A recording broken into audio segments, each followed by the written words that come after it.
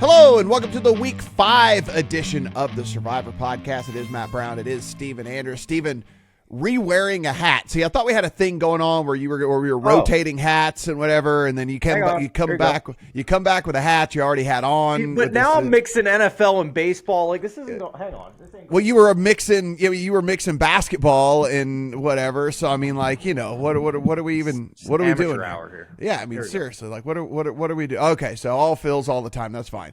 Anyone wondering they can't read that? That's Carnoustie links over in Scotland. Yeah, humble brag, I did play Carnoustie. So yeah, that's what was it. Carnasty. It was. You know what? One of the milder days of the year there. Actually, winds were only about 15, 20 miles an hour, which for them is not that bad. So you survived Carnoustie, but you did not survive Survivor. Yeah, no, I would be dead, super dead now, because Jets go down, and that's who I would have used this past week. So no Survivor for Matt, no matter what, and that's good. Lets me know. No matter how things played out, I'd be dead anyway. So here we are with all this. Guys, if you're still alive, props to you. I can't imagine the stress it must be heading into this week because it is such an incredibly weird week when it comes to Survivor, Steven. So we know the Jets were the big culprit last week, taking everybody down. And now we kind of look at this and say, all right, well, we've got a 7.5-point favorite in the Niners at home against the Cardinals. We've got a 6-point favorite in the Seahawks at home against the Giants. We got a Chiefs team that's a 5.5-point favorite against the Saints. And then you start to look around and you go, yeah, that's about it. There's a couple of teams, if you wanted to get cute, Bears are 3.5 to 4-point favorites over the Panthers at home. The Commanders are 3.5-point favorites over the Browns at home. But man, this is going to be a very tough week with a lot of really interesting decisions to be made. Yeah, first of all, with the Jets losing last week, you ever see the Adam Sandler movie Big Daddy? Yes. Where the woman in the bar asks, "Oh, who are you rooting for, sweetie?"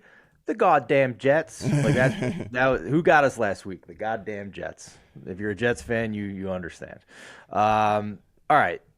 This week is weird, Matt, not just because it's hard to have full confidence in really anything on the board, but also because of potentially what the ownership is going to look like with some of these picks. I think the ownership's going to be really squirrely this week.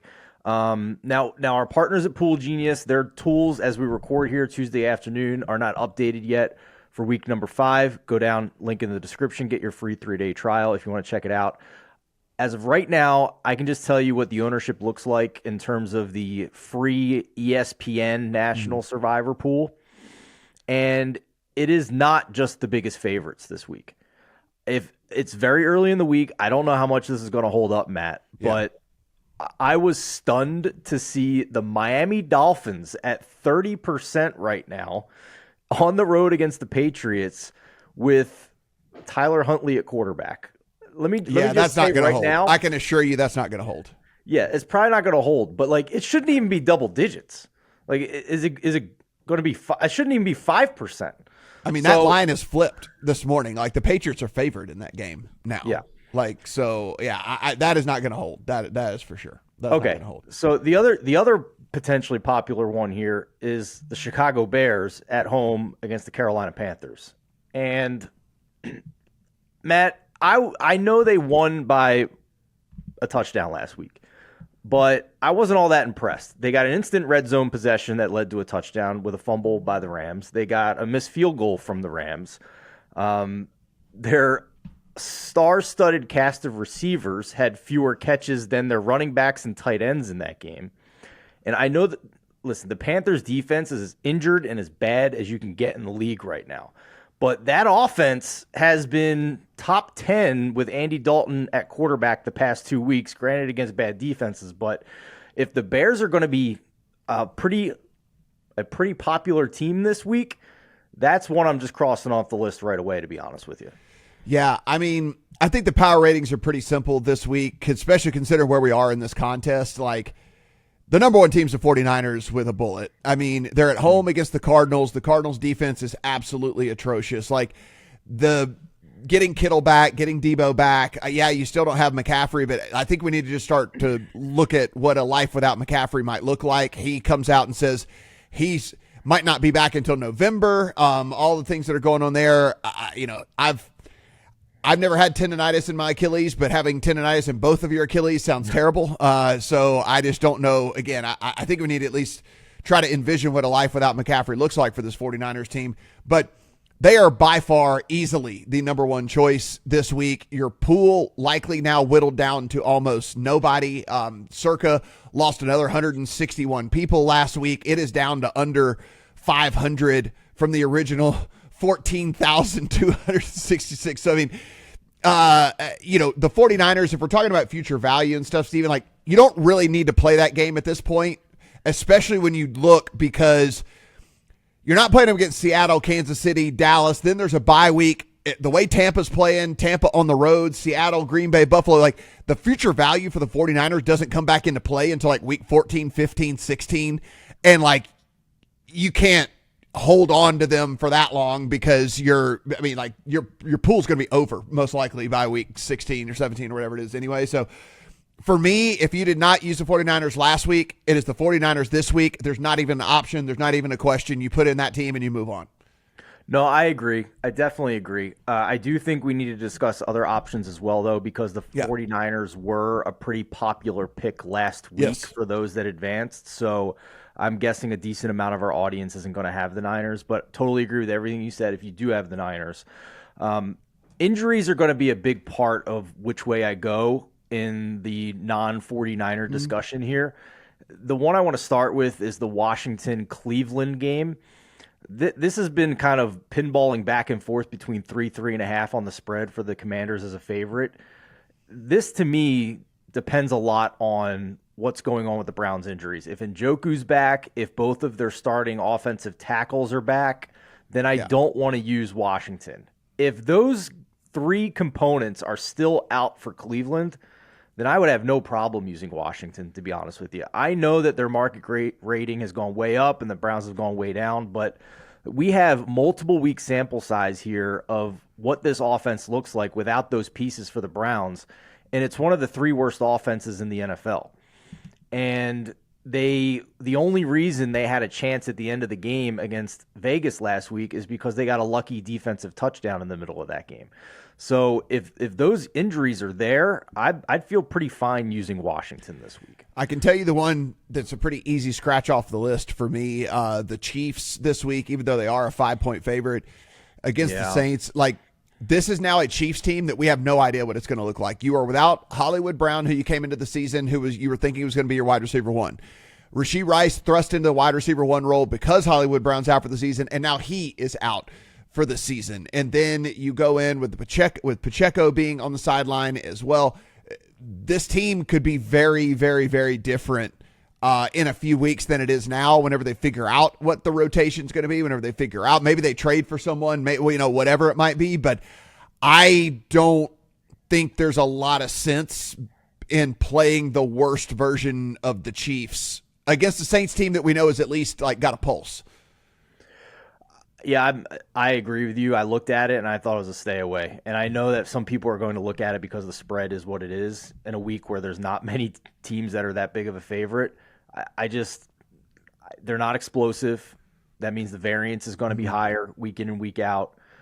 Yeah, I don't want to play the Chiefs right now until I see them adjust, see what they can do with it. And it seems like they're with the way the slate sets up here, they almost have to be one of the more popular teams this week, I would guess, because there aren't many good options, and they're still the Kansas City Chiefs. So if they're going to be a double-digit popularity this week, which I think there's a pretty good chance of that, Matt, certainly that's what I'm seeing right now on the ESPN pool on Tuesday at the very least, then that's another reason why I want to stay away from That's an easy fade. Yeah, to me, that's an easy fade. If you don't have the 49ers, the easy second choice to me is the Seahawks at home against the Giants.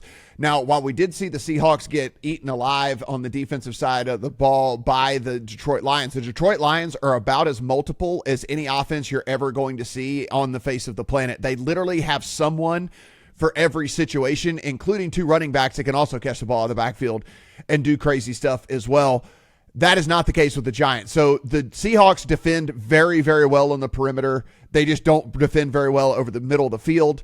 The Giants have Malik Neighbors, and that's all they've got. And like Malik Neighbors will still probably get his just because they're going to feed him a dozen plus times in the game or whatever. But there's not enough there, in my opinion, for the Giants to be able to beat the Seahawks. So that's kind of my number 2 pretty easily there as well. And I know people are probably going to look and say, like, dude, they just got diced, and they did.